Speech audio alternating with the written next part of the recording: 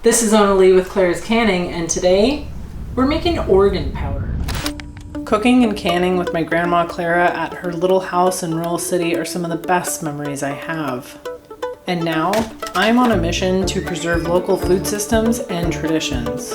By combining my lifetime of professional culinary and farming experience with generations of knowledge to bring you a fountain of skills and recipes to sustain and pass down. We are getting to the very bottom of food from the ground up, so I hope you'll join us.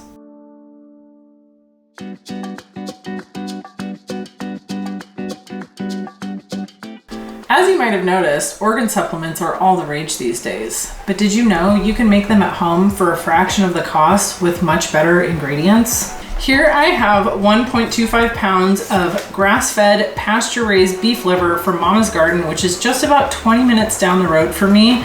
Not only do I know this farm well, I know the cows are really well taken care of. And if you're gonna eat organ meats, you want to make sure they come from cows that are well fed and well taken care of. Not only are the supplements you find in stores or online really expensive, the beef liver and organs in those supplements is coming from as far as New Zealand.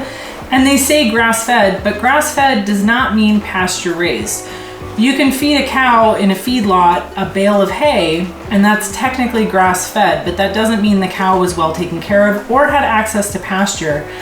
Organs are the filters of the animal, so if you're gonna eat organ meats, you want it to come from the best possible source. And this bag of liver is $10 a pound, so this costs me about $12 for this, and I can make more than one bottle of supplements with just this one bag of liver. That would run you anywhere from $25 to $90. I've seen it go up as much as $90. So, organ meats are really moist, so you want to make sure they're very well drained. And lucky for us, this liver comes pre-sliced from Mama's Garden, which I really love because slicing liver can be a little bit difficult. So if you can get your butcher or your farmer or your meat processor to pre-slice your organs for you, that's great. If not, before this step, you're going to want to cut your beef liver down into strips as thin as you can get. And make sure that they're well drained because we're dehydrating, so you don't want to put a sopping wet piece of meat in a dehydrator and get the juices all over the inside of the machine. And to ensure that it's extra ready to go, I like to pat it off on a paper towel before getting it on the rack for the dehydrator. So we're just going to gently pat this liver off, and this recipe or this method is the exact same if you're doing liver, kidneys, heart, what have you. All of it is the exact same. You want it sliced as thin as you can get. You want to make sure it's as dry as it can be before you get it in the dehydrator, and that's really all the prep there is. It's my preference when working with meat that my dehydrator is stainless steel on the inside as well as the racks. If yours is plastic and you feel safe with that, that's all good by me. Just make sure it goes up to at least 165. So, you just need to grab yourself a rack and arrange these pieces evenly. This one is so big, I'm gonna go diagonal. I've been able to fit about a pound or so per rack on here. This piece is really big and I obviously could squish more on there if I wanted to, but I don't need to. You could do up to 1, 2, 3, 4, 5, 6. You could do like 6 pounds of organs in this at one time, and that would yield plenty of powder to last you for quite a while. So if you really don't like doing this, you can do it in large batches. All right, we have our liver and our racks loaded in. This is gonna be different depending on the dehydrator that you're using, but for mine, all you gotta do is hit temp. It's already set to 165, and time, I'm just gonna go all the way up to like 18 hours. Oops, no, we're gonna go all the way, what? Okay. 18 hours at 165 and we hit start.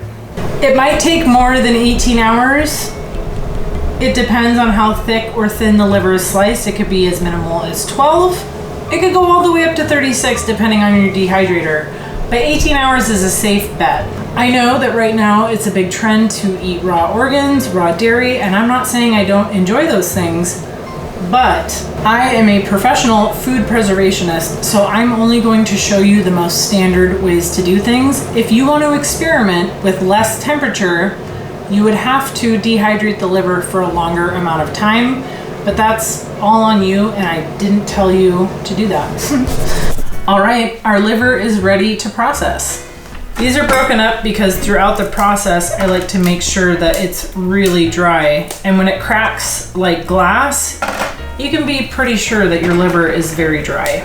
If it's still sticking to the rack pretty bad, that's a good sign that it's not ready.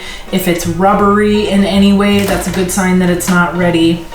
This cracks like glass. We're able to pull it up from the rack, so I know for sure my liver is done.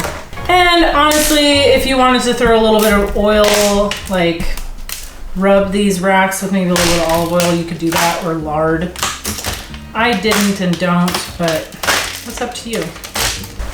We have our liver broken down into smaller chunks, which is really easy to do just like that. I'm going to grind it in my Vitamix.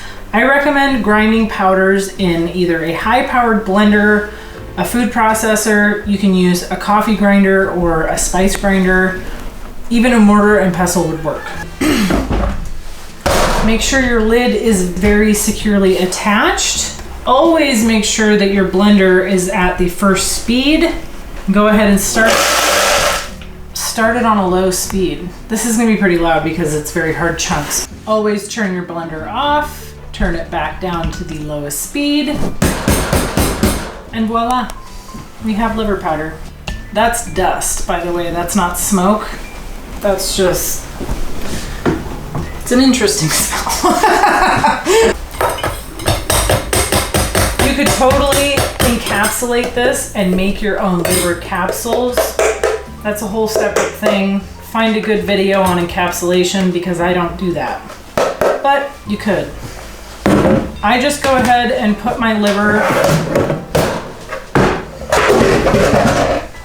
I like to keep my liver in a clean, dry jar in the freezer. I have no doubts that this is completely shelf stable, but I like another little added security when it comes to meats and powders. Cows only have one liver, one heart, and one set of kidneys each, so I think it's most respectful to not overconsume these items, and I think powdering them is a really great way to get the most out of these nutrients. You can totally just take a teaspoon of this with some water to chase it, or you can add it to things like smoothies, juices, soups, sauces, stews, chilies, what have you. You might want to experiment with how you like to use it, and like I said before, you can totally encapsulate this if you like as well. And that's it. Organ powder. What was that, Greta? You want them to like and subscribe?